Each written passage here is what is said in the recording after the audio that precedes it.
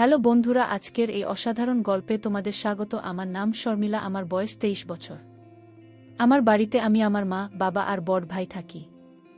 আমি এইমাত্র পড়াশোনা শেষ করেছি, কিন্তু এখনও ভবিষ্যতের কোনো পরিকল্পনা করিনি। বাবা চাকরি করেন আর আমার ভাই ও যেখানে কাজ পায় সেখানে হাত লাগিয়ে দেয়া।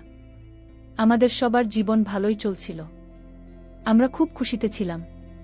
কিন্তু এরপর আমার সঙ্গে এমন কিছু ঘটতে চলেছিল যা আমি স্বপ্নেও ভাবিনি।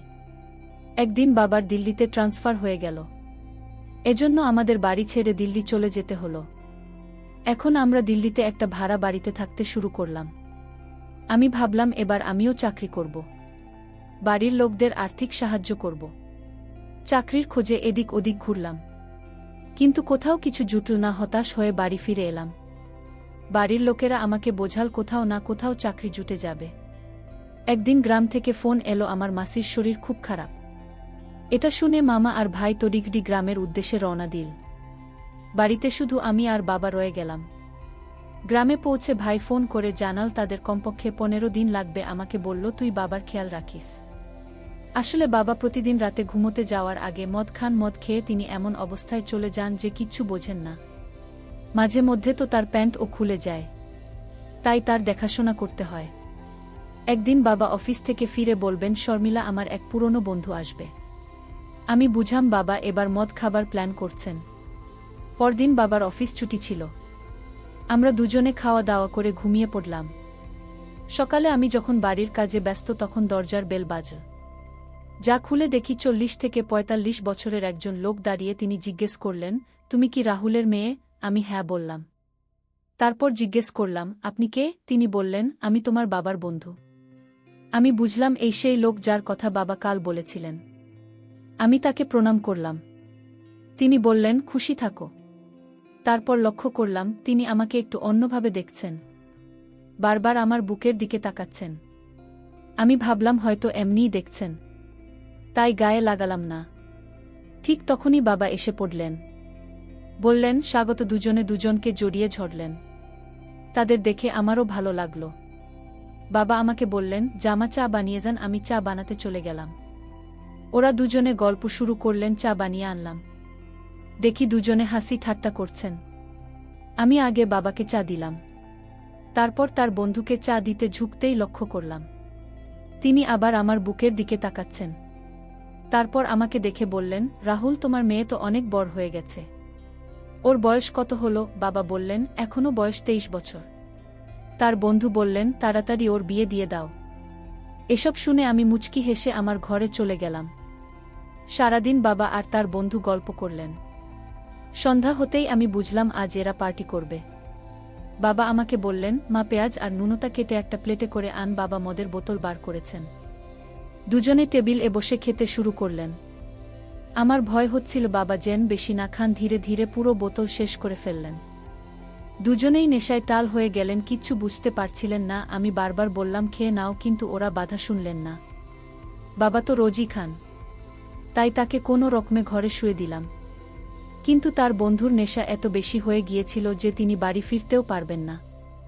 আমি তাকে বাবার সমান মনে করতাম, তাই ভাবলাম আজ একে এখানে শুয়ে দিই।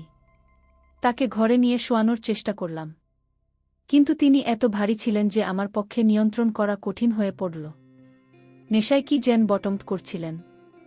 অনেক চেষ্টা করেও তিনি নড়লেন না। ভাবলাম আরেকবার চেষ্টা করি। অনেক কষ্টে তাকে দাঁড় করালাম। দাঁড় করাতেই তিনি 2 হাত আমার কোমরে রাখলেন। আমি ভাবলাম নেশায় আছেন, তাই এমন করছেন। কিন্তু তারপর দেখলাম তিনি হাতটা ধীরে ধীরে নিচে নামিয়ে আমার পিছনে রেখে জোরে চাপ দিতে শুরু করলেন। আমি হঠাৎ তাকে ধাক্কা দিলাম। তিনি পড়ে গিয়ে সোফায় আছড়ে পড়লেন। আমি ভাবলাম নেশায় আছেন, তাই এমন করেছেন। তার কিছু গান নেই। আমি ভয় পেয়ে গেলাম। তাড়াতাড়ি তাকে সোফায় শুয়ে কম্বল চাপা দিয়ে ঘুম পাড়িয়ে দিলাম। তারপর নিজের ঘরে গিয়ে শুয়ে পড়লাম। ঘুমোতে গিয়ে ভাবছিলাম, আঙ্কেলকে ধাক্কা দেওয়া উচিত হয়নি। তিনি নেশায় ছিলেন, কিচ্ছু বুঝতে পারেননি। তিনি তো আমার বাবার সমান। সকালে তাড়াতাড়ি উঠে দেখলাম বাবা আর তার বন্ধু দুজনেই ঘুমোচ্ছেন। চা বানিয়ে ওদের জাগালাম, চা খাইয়ে দিলাম। দুজনে ফ্রেশ হয়ে গেলেন।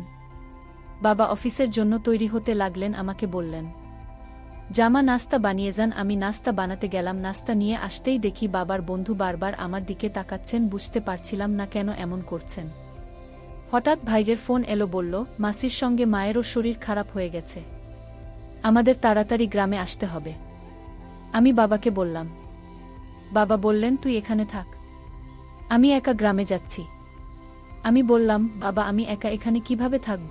আমার ভয় করে বাবা বললেন আমার এই বন্ধু ছুটিতে এসেছে, ওরও একটা ঘর ভাড়া লাগবে, আমি গ্রাম থেকে ফিরে আসা পর্যন্ত ও এখানে থাকবে। বাবার বন্ধু বললেন ঠিক আছে। বাবা তাকে বললেন আমার মেয়ের খেয়াল রেখো। আঙ্কেল বললেন রাহুল তুমি চিন্তা করো না, আমি তোমার মেয়ের নিজের মেয়ের মতো দেখাশোনা করব। তারপর বাবা গ্রামে চলে গেলেন বাড়িতে। শুধু আমি আর আঙ্কেল রয়ে গেলাম। আমি আঙ্কেলকে বললাম আমি খাবার বানাচ্ছি, তারপর দুজনে বসে খাবো। আঙ্কেল হ্যাঁ বললেন। আমি খাবার বানিয়ে আনলাম, দুজনে বসে খেতে লাগলাম। খাবার সময় আঙ্কেল বারবার আমার দিকে তাকাচ্ছিলেন। তারপর বললেন বেটি তুমি খুব সুন্দর দেখতে। আমি ধন্যবাদ দিলাম। তারপর বললাম আঙ্কেল কাল রাতে আপনি অনেক বেশি মদ খেয়েছিলেন। তিনি হেসে বললেন আজ থেকে কম খাব। ধীরে ধীরে সন্দেহ হয়ে এল। আঙ্কেল বললেন আমার জন্য একটা প্লেটে পেঁয়াজ আর নুনটা নিয়ে আয়। আমি বুঝলাম আঙ্কেল আবার মদ খাবেন। বাবার মতো ওরও রোজ রাতে মদ খাওয়ার অভ্যেস হয়ে গেছে। আমি নুনটা আর পেঁয়াজ এনে দিলাম। জিজ্ঞেস করলাম মদে এমন কি আছে যে রোজ খান, এটা খেলে কি মজা লাগে? আঙ্কেল বললেন হ্যাঁ এটা খেলে খুব ভালো লাগে। আমি বললাম সত্যি? তিনি বললেন একবার তুমিও খেয়ে দেখো। আমি আগে অনেকবার না বললাম না, আমি মদ খাবো না, কিন্তু আঙ্কেল খুব জেদ করলেন। শেষে আমি রাজি হয়ে গেলাম। আঙ্কেলের সঙ্গে বসলাম।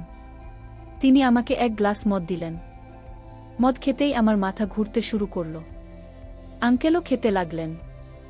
এভাবে আমরা পুরো বোতল শেষ করে ফেললাম। আমার মাথা ঘুরছিল, খুব দাঁড়াতেও পারছিলাম না। দেখলাম আঙ্কেল উঠে জল খাচ্ছেন, আমার চোখে ঝাপসা দেখছিলাম। মাথাটা ভীষণ ঘুরছিল। আঙ্কেল আমার কাছে এসে বললেন বেটি তুমি চিন্তা করো না, তোমার মা আর মাসি দুজনেই ঠিক হয়ে যাবে। তারপর আমাকে জড়িয়ে ধরে শক্ত করে চেপে ধরলেন। দুই হাত আমার কোমরে রেখে বললেন বেটি তুমি চিন্তা করো না, নিশ্চিন্তে থাকো, আমি সবসময় তোমার সঙ্গে আছি। আমি নেশা ছিলাম, তাই কোনোরকমে কথা বলতে পারছিলাম না। নেশা এত বেশি হয়ে গিয়েছিল যে হাঁটতেও পারছিলাম না। তারপর মাটিতে পড়ে গেলাম। আঙ্কেল আমাকে কোলে তুলে তার ঘরে নিয়ে শুইয়ে দিলেন। দরজা বন্ধ করে আমার পাশে শুয়ে পড়লেন। বাইরে খুব জোরে হাওয়া বইছিল, আমার কিছু মনে নেই। আমার অবস্থা খুব খারাপ ছিল। আঙ্কেল একটা কম্বল নিয়ে আমার গায়ে দিলেন। তারপর নিজেও কম্বলের নিচে ঢুকে পড়লেন। আমরা দুজনে বিছানায় শুয়ে কম্বল মুড়ি দিয়ে ঘুমোচ্ছিলাম। আঙ্কেলের খুব ঠান্ডা লাগছিল, তাই তিনি আমাকে শক্ত করে জড়িয়ে ধরলেন। আমার অবস্থারও খারাপ হয়ে যাচ্ছিল। নেশায় আমার কিছু গান ছিল না। তারপর কখন ঘুমিয়ে পড়লাম জানি না। সকালে ওকে দেখলাম আমার হাত পা খুব ব্যথা করছে।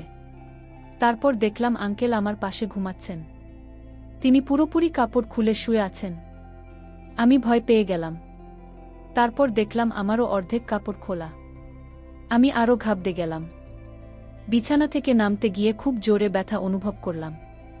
সারা শরীরে ব্যথা। তাড়াতাড়ি কাপড় পরে হাঁটার চেষ্টা করলাম, কিন্তু ব্যথার জন্য হাঁটতেও কষ্ট হচ্ছিল।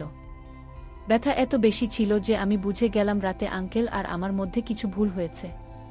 আমি ভয়ে কান্না শুরু করে দিলাম। মনে মনে ভাবতে লাগলাম যদি এটা বাড়ির লোকেরা জানতে পারে তাহলে কি করব। তারপর তাড়াতাড়ি গোসল করে তৈরি হয়ে নিলাম।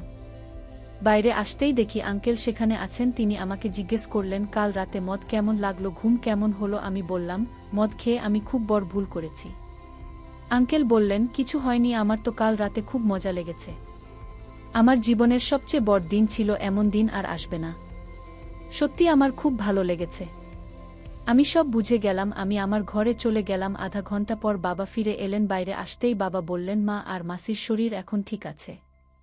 তারপর আঙ্কেলকে জিজ্ঞেস করলেন আমার মেয়ে তোমাকে বিরক্ত করেনি তো? আঙ্কেল হেসে বললেন না, ও তো খুব শরীফ আর ভোলাভালা, আমাকে একটুও বিরক্ত করেনি। আমি সব বুঝতে পারছিলাম। আমি ঘরে চলে গেলাম। বাবার বন্ধু ও তার বাড়ি চলে গেলেন। আমি বসে বসে ভাবছিলাম আমার মদ খাওয়া উচিত হয়নি।